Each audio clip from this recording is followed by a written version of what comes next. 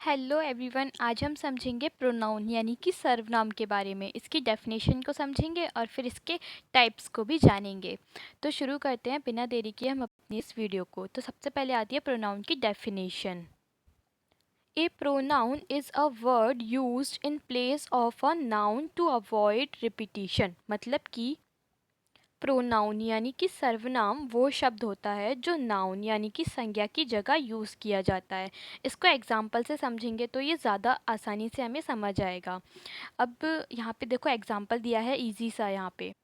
Radhika is a student, she is intelligent. अब यहाँ पर देखिए एक बार पहले राधिका यानी कि नाउन का यूज़ किया गया है, लेकिन वहीं पर दोबारा राधिका लिखने की जगह यहाँ पर शी का यूज़ किया गया है, यानी कि वह का यूज़ किया गया है। और यही हमारा प्रोनाउन कहलाता है। तो यहाँ पे जो शी शब्द है, यहाँ पे ये प्रोनाउन है जो कि नाउन की जगह यूज़ हुआ है। तो यहाँ पे आप इसको इजीली समझ गए होंगे। अब हम देखते हैं टाइप्स ऑफ प्रोनाउन, यानी कि ये कितने प्रकार की होती है। सबसे पहले नंबर पर आती है पर्सनल प्रोनाउन। अब देखिए यहाँ पे पर्सनल प्रोनाउन से मतलब है कि जो किसी पर्सन या थिंग को डायरेक्टली रेफर करे वो पर्सनल प्रोनाउन कहलाती है। जैसे कि आई, यू, शी, इट, वी, दे, ये सभी पर्सनल प्रोनाउन में आते हैं। अब जैसे यहाँ पे एग्जाम्पल दिया है शी इज़ माई फ्रेंड। अब यहाँ पे जो शी शब्द है ये डायरेक्टली यूज़ हुआ है, यानी कि ये पर्सनल प्रोनाउन में आएगा यहाँ पे शी। सेकंड टाइप है प्रोनाउन का पजेसिव प्रोनाउन, यानी कि जो कि ओनरशिप या फिर पजेशन दिखाए, मतलब जो किसी पे अपना अधिकार दिखाए, जैसे कि mine, yours, his, hers, ours, theirs. ये सभी हम हक जताते हैं तभी तो बोलते हैं। जैसे यहाँ पर एग्जाम्पल भी दिया है दिस बुक इज़ माइन, यानी कि ये किताब मेरी है। तो यहाँ पर कोई हक जताते हुए बोल रहा है कि ये किताब मेरी है, माइन। तो यहाँ पे पजेसिव प्रोनाउन का यूज़ हुआ है। थर्ड नंबर देखते हैं अब हम। थर्ड नंबर पर आती है रिफ्लेक्सिव प्रोनाउन। मतलब कि जब सब्जेक्ट और ऑब्जेक्ट सेम हो, मतलब जैसे कि myself, yourself, himself, herself, our self. अब देखिए यहाँ पे एग्जाम्पल भी दिया है she hurt herself. She मतलब वो, हर सेल्फ मतलब वो खुद को ही हर्ट करती है। तो यह मतलब जब सब्जेक्ट और ऑब्जेक्ट सेम होते हैं, सेम ही बंदे के लिए या किसी भी चीज़ के लिए यूज़ होते हैं, तो वहाँ पर रिफ्लेक्सिव प्रोनाउन होता है। फोर्थ टाइप देखते हैं हम प्रोनाउन का, डेमोन्स्ट्रेटिव प्रोनाउन। मतलब कि डेमोन्स्ट्रेटिव प्रोनाउन का मतलब है जो किसी स्पेसिफिक चीज़ को पॉइंट करता है, जैसे कि दिस, दैट, दीज, दोज। ये सब किसी स्पेसिफिक चीज़ को ही पॉइंट करेंगे। मान लीजिए आपका दोस्त है और वहाँ पे वो किसी चेयर पे बैठा है, तो वो पेन मांगता है आपसे और वो पूछता है कि ये पेन किसकी है। तो वो आप बोलते हो दिस इज़ माई पेन, यानी कि आप उसको किसी और चीज़ को पॉइंट कर रहे हो, किसी स्पेसिफिक चीज़ को। यहीं पे देखिए सेम एग्जांपल भी दिया हुआ है दिस इज़ माई पेन। तो यहाँ पर जो दिस वर्ड का यूज़ हुआ है यही हमारा यहाँ पे डेमोन्स्ट्रेटिव प्रोनाउन है।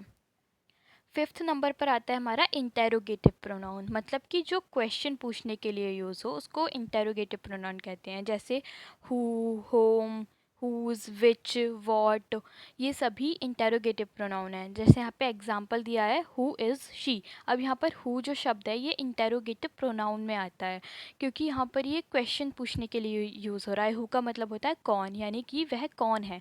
तो यहाँ पर ये जो कौन शब्द है ये यहाँ पर इंटेरोगेटिव प्रोनाउन है, और शी हमने ऊपर बताया ही था पर्सनल प्रोनाउन है। तो नेक्स्ट देखते हैं हम प्रोनाउन के टाइप में। सिक्स टाइप आता है रिलेटिव प्रोनाउन का। अब देखिए इसका सिक्स टाइप रिलेटिव प्रोनाउन कहता है कि जो दो सेंटेंसेस को कनेक्ट करे उसे ही हम रिलेटिव प्रोनाउन कहते हैं। जैसे कि हु, विच, दैट, हुज, ये वो शब्द हैं जो दो सेंटेंसेस को आपस में कनेक्ट करते हैं।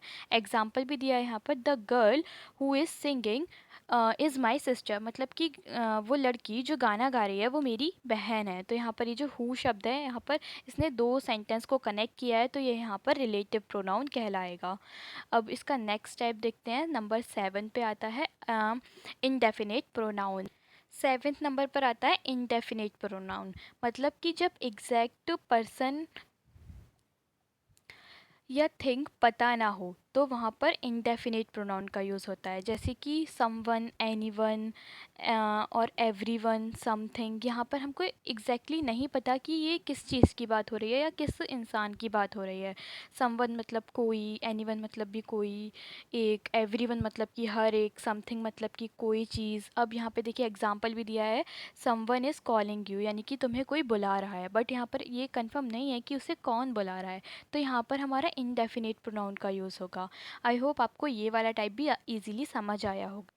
अब देखिए प्रोनाउन का एथ पार्ट आता है या एथ टाइप होता है डिस्ट्रीब्यूटिव प्रोनाउन, यानी कि जो इंडिविजुअली रेफ़र करता है उसको हम डिस्ट्रीब्यूटिव प्रोनाउन कहते हैं, जैसे कि ईच, आइदर, नाइदर, ये सब डिस्ट्रीब्यूटिव प्रोनाउन हैं। एग्जाम्पल देखिए इसका तो समझ आएगा। Each of the students is present, यानी कि हर एक स्टूडेंट प्रेजेंट है, तो यहाँ पर डिस्ट्रीब्यूटिव प्रोनाउन का यूज़ हुआ है ईच के रूप में। यहाँ पर ईच जो है ये डिस्ट्रीब्यूटिव प्रोनाउन है। उसी तरह से अब हम नेक्स्ट टाइप देखते हैं इसका। अब इसका लास्ट ये बिल्कुल टाइप है और ये 9th नंबर पे है, रेसिप्रोकल प्रोनाउन, यानी कि जब दो या ज़्यादा लोग एक दूसरे के लिए कुछ करते हैं तो वहाँ पर रेसिप्रोकल प्रोनाउन यूज़ होता है, जैसे कि ईच अदर, वन अनदर।